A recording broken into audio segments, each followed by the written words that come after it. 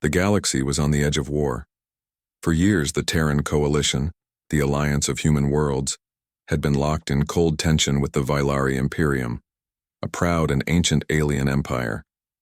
Small battles had already begun on the edges of their borders. One more mistake, one more insult, and the war would become real. Billions of lives were at risk. To stop this disaster, Earth made a bold decision. They sent a single man, Ambassador Elias Rain, a former soldier who had become a diplomat, to the heart of the Vylari Empire. His mission was simple: make peace. But everyone knew it would be the hardest thing anyone had ever tried. The Vylari were not known for kindness. They believed in strength, honor, and tradition. To them, humans were new and weak. Many Vylari leaders believed peace was not worth the risk. They wanted to crush the Terran Coalition before it grew stronger. Still, Princess Saravan, ruler of the Vylari, agreed to meet with Elias. She was young but known for her sharp mind. Some said she had the wisdom of a queen and the courage of a warrior. But even she did not trust humans. She only allowed Elias to come because she was curious, and because she hoped he would fail. Elias arrived on the great Vylari capital world, Vareth Kai, in a simple silver diplomatic ship. As he stepped out, alien eyes watched him. Tall, sharp-faced Vylari guards in black armor stood in rows. Their glowing blue eyes followed his every move. They said nothing. Their silence was louder than words. He walked with calm steps, though his heart beat fast. He had faced war, fire, and death before, but now he faced something just as dangerous: diplomacy, with a proud empire that did not respect him. A Vylari officer walked up to him and spoke coldly. "Ambassador Rain, you are to be tested before speaking to the princess." Elias nodded. "I understand. Lead the way." He was taken to the Hall of Trials, an ancient place where warriors proved themselves with skill and honor. In the center stood a Vylari soldier in golden armor, holding two curved blades. "You must fight," the officer said. "It is tradition." Elias did not flinch. Very well. He was handed a training sword, not sharp, but heavy. The Vylari crowd gathered. Many smirked. They expected the human to lose quickly. The duel began. Elias moved with care. He did not try to win. He only defended. Block. Step back. Dodge. Again and again. Minutes passed. The Vylari warrior grew frustrated. Still, Elias held firm, calm, focused. At last, the warrior stepped back and gave a respectful nod. Princess Saravan, watching from above, raised an eyebrow. The human had passed the trial, not with violence, but with control and patience. For the first time, she was curious. Elias Rain stood still as the crowd slowly went quiet. He had passed the test of the Hall of Trials, not with strength, but with calm and smart movements. Many Vylari still looked down on him, but now their eyes held something new: respect. High above, in a golden balcony, Princess Saravan watched with careful eyes. She had seen many warriors. She had seen many diplomats. But Elias Rain was something different. He had not tried to impress. He had not even tried to win. He simply stood his ground. "Interesting," she whispered to herself. Later that day, Elias was called to attend a private audience with the princess. This was rare. Most diplomats waited weeks to even see her from a distance. But he had earned a meeting on his first day. He entered the royal chamber, a tall hall filled with silver light and floating crystal shapes. The room was silent except for the soft sound of flowing water from a nearby fountain. Elias walked forward until he stood before the throne where Princess Saravan waited. She wore a long violet robe, her silver crown glowing with tiny blue lights. Her eyes, bright and sharp, studied Elias closely. "Ambassador Rain," she said. Her voice was calm but strong. "You do not fight like a soldier." Elias bowed. "I came for peace, Your Highness. Not to show off, but to prove I will not break." Her lips curved slightly. "Many say humans are impatient, quick to anger, quick to fear, but you showed patience." "Patience," Elias said, "is how we survive." There was a pause. Then she stood and walked slowly around him. "My people think peace with humans is dangerous. They believe war is cleaner, simpler, more honorable." Elias turned his head slightly. "War may be simple, princess, but peace is stronger." Saravan stopped beside him. "Do you truly believe peace is worth more than victory?" "I do," Elias replied, meeting her gaze.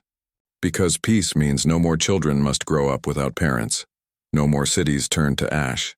Victory may bring pride, but peace brings life." For a moment the princess said nothing. Then she returned to her throne. "You speak like a poet, not a diplomat," she said quietly. Elias gave a small smile. "Perhaps I am both." She looked down at him again, the smallest glint of amusement in her eyes. "I will allow talks to begin," she said. "But do not think it means trust. You are still human." "I understand," Elias said with a respectful nod. "And I will earn your trust." As he left the chamber, her eyes followed him.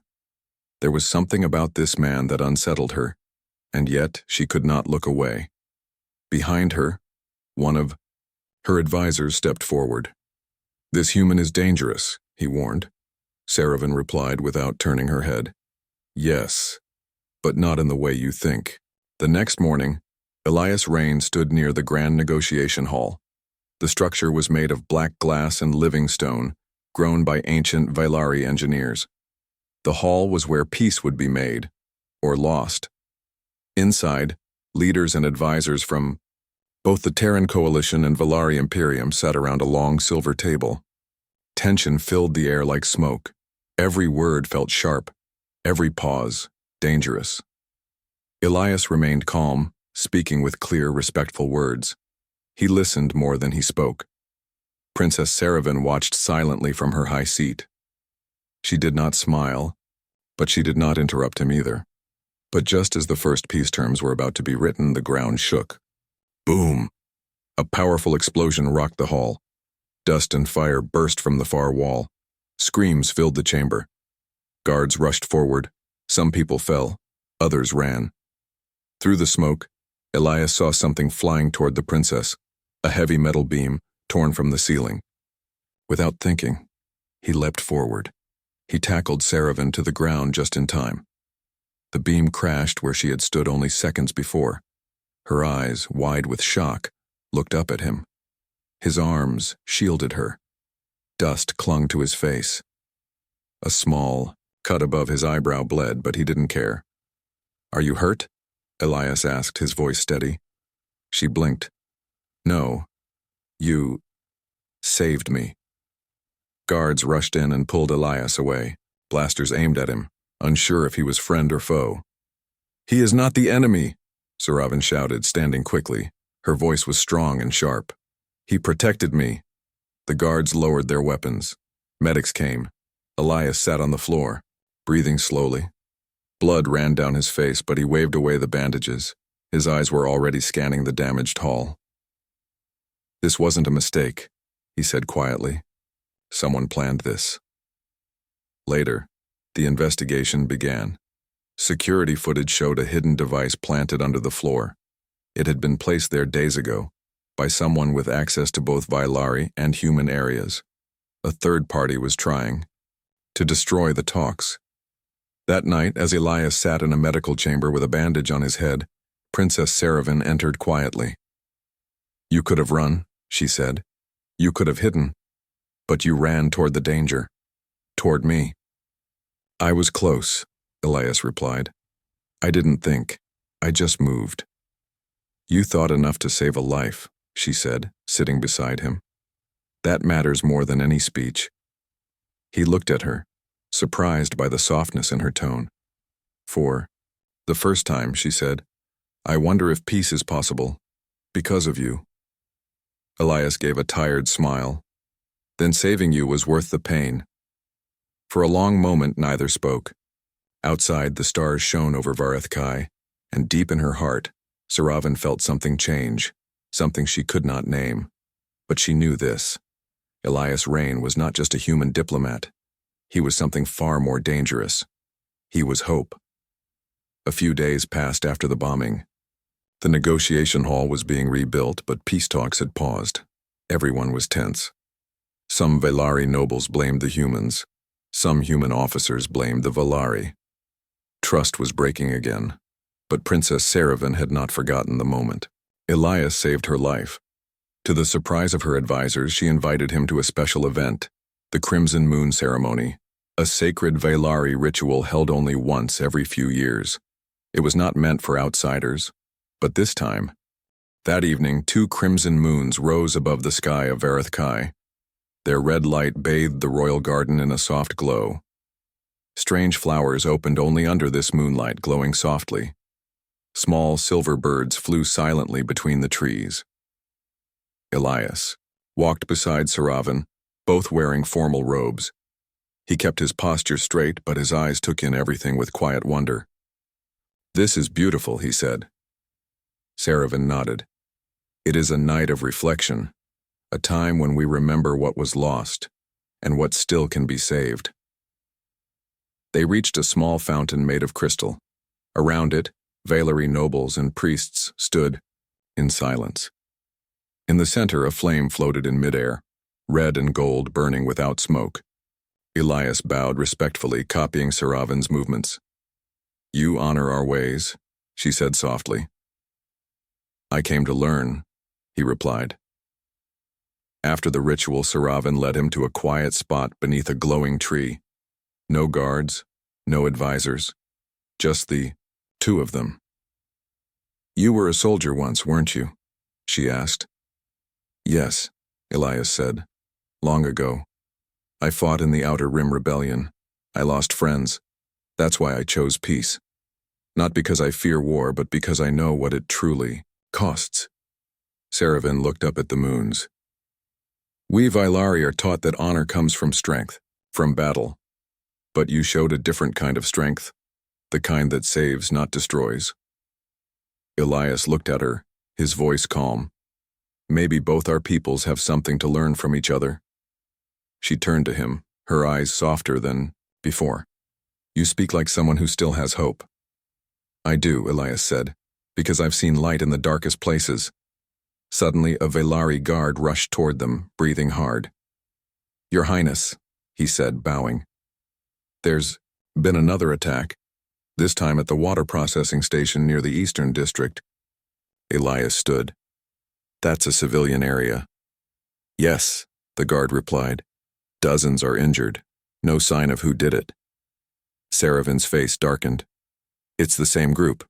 Someone is trying to destroy these talks." Elias looked at her. "Then let's stop them, together." For the first time, she nodded without hesitation. "Come, Ambassador Rain," she said. "Let's find the truth." Under the red glow of the moons, the human and the princess walked back toward the palace, not as enemies, not even as strangers, but as allies with a shared purpose. The next day, Princess Saravan called a secret meeting inside her private war chamber. Only 3 people were present: herself, Elias Rain, and her most trusted guard, Commander Tal. The attack on the water processing station had shaken the city. It was the heart of clean water for millions. Luckily, the explosion had only damaged a small section, but it was clear now. Someone was trying to start a war from the shadows. Saravan pointed to a holographic map. 3 attacks, all in neutral zones. No clear message, no claim of responsibility. Elias stepped closer. "That's what worries me. Real terrorists usually want attention. These attackers don't want credit, they want chaos." Commander Tail crossed his arms. "Then who benefits from chaos?" Elias and Saravan looked at each other. "The ones who profit from war," Elias said. Saravan nodded. "The black market. Rogue fleets, mercenaries, war traders," Elias added. "And maybe even someone inside the government on either side." The room went silent. Breaking that silence, Saravan said, Then we must move quietly. No one can know we are investigating. Not yet. Over the next few days, Elias and Saravan began working together in secret. They reviewed security reports, old shipping logs, and hidden flight records. They sent scouts into old tunnels under the city. They questioned engineers, guards, and even servants. Slowly, the pieces started to form a picture. A name came up again and again: the Zorak Syndicate, a criminal group known for weapon smuggling, tech hacking, and stirring war for profit. They had no loyalty to any side. Human or Vylari, it didn't matter to them. Only money and power. One night, while studying a cargo report, Elias noticed something strange. "Look at this shipment," he said to Saravan. "These crates were marked as food supplies, but they're the exact size and weight of power cells." "And the shipment passed through a restricted zone," she said, narrowing her eyes. "That's a military area." Saravan stood. "We have a traitor inside." Elias looked serious. "Then we're running out of time." The next day, they arranged a quiet raid on the warehouse listed in the report. Elias insisted on going with the team. Saravan argued, but he remained firm. "If this leads to the truth, I need to see it with my own eyes." That evening, under cover of darkness, a small team landed near the warehouse. The building looked abandoned. But when Elias and the guards entered, they found something shocking: stolen weapons, mixed tech from both human and Vylari designs, and plans for more attacks across both territories. Saravan arrived soon after and saw it all. "This is proof," she said, her voice cold. "And it's just the beginning." Suddenly, a shadow moved above them, someone escaping through the ceiling. Elias ran after the figure, heart racing. He didn't stop to think. As he climbed the ladder to the roof, he had no idea what he would find, but he knew one thing for sure: the real enemy was not outside their worlds. The enemy was within. Elias Rain climbed to the rooftop, heart pounding, feet silent against the metal. The night air was cold and sharp. Shadows danced under the moonlight as the unknown figure ran ahead, leaping across rooftops like a ghost. Elias was not a young soldier anymore, but he still moved fast. His training kicked in. He didn't shout. He didn't fire his weapon. He followed with quiet steps, closing the distance with every leap. Finally, the figure slipped while jumping over a broken pipe. Elias lunged and tackled them to the ground. They struggled for a moment, fists and elbows flying. Then Elias pulled back the hood and froze. It was a Vylari noble. Not just any noble, Lord Vyrek, one of Saravan's own advisors. "You?" Elias said, shocked. "You planned the attacks?" Vyrek sneered.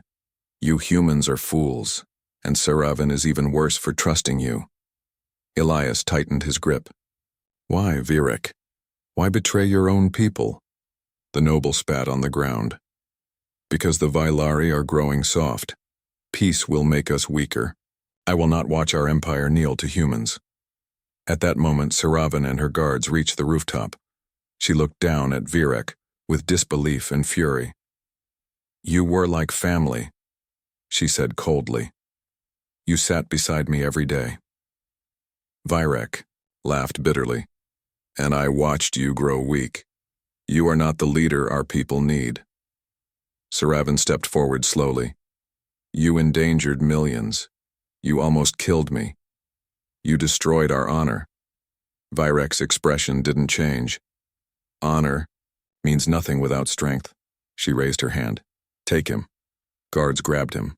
He didn't resist, but his eyes were full of hate. That night, Saravan stood alone on the palace balcony, looking over her city. Fires were out. People were safe. But the wound of betrayal ran deep. Elias walked up beside her. "I'm sorry," he said softly. She shook her head.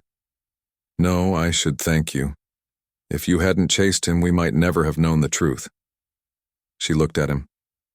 "You've done more than any diplomat I've ever met." Elias smiled. "I came here to stop a war, not become part of one." She turned to him. Her voice was quieter now. "When you first came, I saw you as a threat. But now, I see you as something else."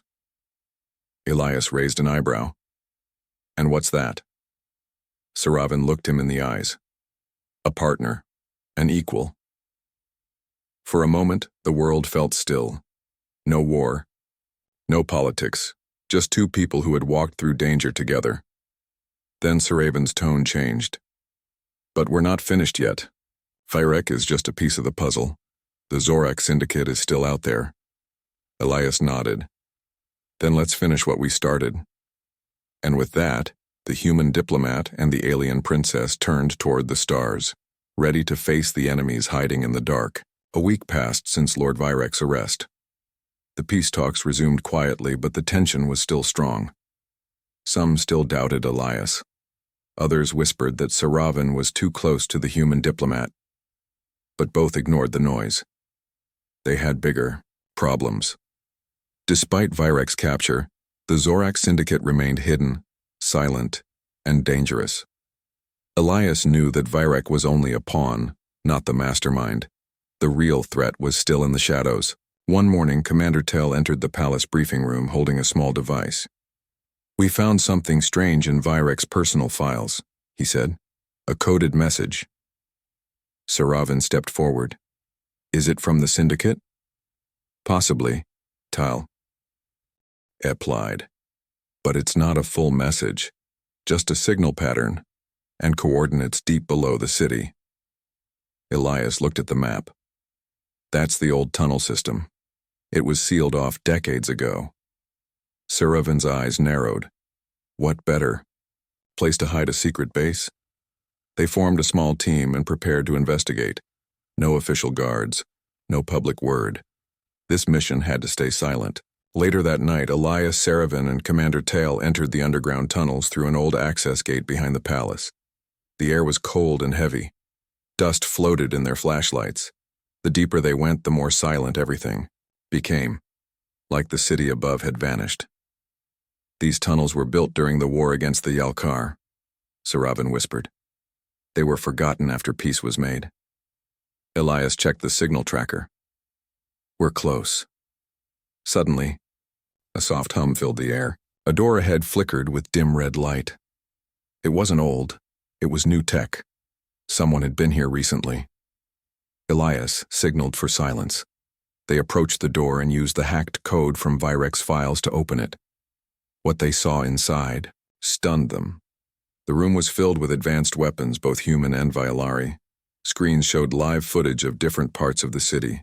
Maps marked targets, communication towers, energy plants, even the royal palace. A voice suddenly echoed behind them. "Impressive, I didn't expect you to find this place." They turned and saw a tall figure in black armor, face hidden by a mask. "I am Kareth," the figure said, "leader of the Zorak Syndicate." Elias stepped forward, eyes locked. "So you're the one trying to burn two worlds for profit." Kareth laughed. "Peace ruins business, war feeds it." Saravan drew her energy blade. "You've killed innocents, you won't leave here alive." Kareth smiled under his mask. "Then try and stop me." In a flash, the lights cut out, and the room exploded into chaos. Smoke filled the air, shots were fired, alarms blared. But even in the chaos, Elias knew one thing: this was far from over. Smoke filled the hidden chamber beneath the city. Red lights blinked on and off. Alarms screamed like dying birds. Blaster fire lit up the darkness. Elias Rain ducked behind a control panel as energy shots flew past his head. He coughed, waving away the smoke. He could barely see Saravan through the chaos. "Saravan," he shouted. "I'm fine," she called back, her voice strong. Kareth, the masked leader of the Zorak Syndicate, moved like a shadow across the room. His armor reflected no light. His weapon was fast, deadly, and aimed at one target, Saravan. Elias knew he had to act fast. He rushed forward, drawing his sidearm. He wasn't a soldier anymore, but his hand still remembered. He fired 3 shots. One grazed Kareth's shoulder, making him hiss in pain. "You should have stayed in the palace, human," Kareth growled. "And let you destroy everything we've built?" Elias answered. "Not a chance." Kareth turned, to him, ready to strike. But Saravan appeared behind the warlord, her blade glowing. She swung hard. Kareth blocked her strike with a hidden dagger, sparks flying. They clashed in a fast and brutal fight. Saravan moved with grace and speed. Kareth fought like a beast, strong and wild. Elias tried to help, but a blast knocked him back into the wall. His vision blurred. Blood dripped from a cut on his forehead. He groaned but forced himself up. Saravan and Kareth continued their battle, blades flashing in the dim light. Finally, Kareth kicked her back, sending her crashing into a stack of crates.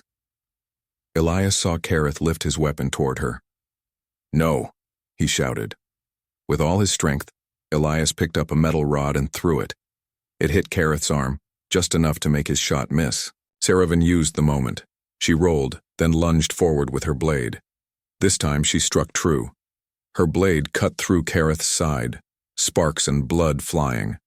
The warlord screamed, falling to one knee. "You lose," Saravan said, breathing hard. Kareth's voice was weak. "There will always be others like me. Waiting. Then we'll stop them too," Elias said, walking to Saravan's side.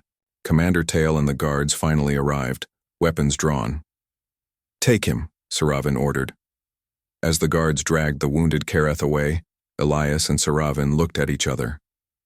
Both were bruised, dirty, and exhausted, but alive. "You saved me," she said quietly. "You saved us all," he replied. They stood in silence for a moment, the red lights still blinking, alarms slowly fading. Saravan placed a hand gently on Elias's arm.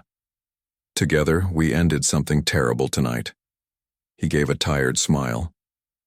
"And maybe started something better." Above them, the city still slept, but deep beneath the streets, a war had ended, and something new, stronger than politics, stronger than fear, had begun to grow. The next morning, the city of Vareth-Kai woke to a new sun and a quiet sky. No attacks, no sirens. For the first time in weeks, the people could breathe. News of the Zorak Syndicate's defeat spread quickly. The people learned that Princess Saravan and Ambassador Elias Rain had stopped the group together. Many who once doubted their alliance now began to believe in it. In the Grand Assembly Hall, leaders of both the Human Alliance and the Valari, High Council gathered once more. The room was tense, old wounds still ran deep, but now something had changed. Fear had been replaced with curiosity, anger with cautious hope. Saravan entered first, her head high, dressed in royal white. The Valari nobles whispered as she walked. She no longer looked like a young ruler learning her place. She looked like a queen. Then came Elias, in his dark ambassador's coat. His wound bandaged, his face calm. The humans nodded at him with respect. Even his critics had gone quiet. He had proven himself with actions, not words. They stood side by side at the center of the hall. Saravan spoke first. "A week ago, many of you believed peace was impossible. You were wrong. We were wrong. Because peace is not something we wait for. It's something we build." She paused. "We defeated a common enemy by standing together. Not as human and Vailari, but as people who refused to give up hope." Elias stepped forward. "This was never just about trade routes or treaties. This was about trust. About building a future where we don't fear each other, but protect each other." There was silence. Then slowly, hands began to clap. A few at first, then more. Within moments, the entire hall echoed with applause. After the meeting, Saravan and Elias walked through the royal gardens, the same garden where the Crimson Moon ceremony had taken place. "Do you think it will last?" she asked. Elias looked up at the blue sky. "Peace never stays on its own. We'll have to guard it, feed it, fight for it." She nodded. "I'm ready to do that." He smiled. "So am I." There was a pause between them. The war was over, but something else, something personal, was just beginning. "You've changed, Elias," she said, gently. He looked at her. "So have you." Their eyes met. No titles, no politics, just two people who had walked through fire and come out stronger. "Whatever comes next," Saravan said, I want to face it with you. Elias nodded. Then let's write a new chapter. Together. They stood in the garden, two leaders from different worlds, bound not just by duty but by a shared dream. A dream that, for the first time in generations, felt possible. Months passed. The stars above Varethkai shone brighter than ever, as if even the sky had noticed the change. Peace had returned to the planet, and it was holding. Trade ships moved freely between human and Vylari space. Joint patrols guarded both borders. Schools began teaching both languages. Enemies had become neighbors, and two leaders had become a symbol of hope. Ambassador Elias Rain remained on Varethkai. He had planned to return to Earth, but the Council requested he stay longer, to help shape the future he helped save. More importantly, Saravan had asked him to stay. Inside the royal palace, the once cold halls were now filled with warmth and light. Flowers bloomed in the gardens. Laughter echoed in the corridors. Change was everywhere. One morning, Elias stood by the great balcony, staring at the twin moons as they crossed paths in the sky. Behind him, the door opened softly. Saravan entered, wearing a light blue robe. Her crown rested gently on her brow, but her eyes were full of calm strength. "You always come out here during moonrise," she said, walking beside him. "It reminds me that some things are bigger than war.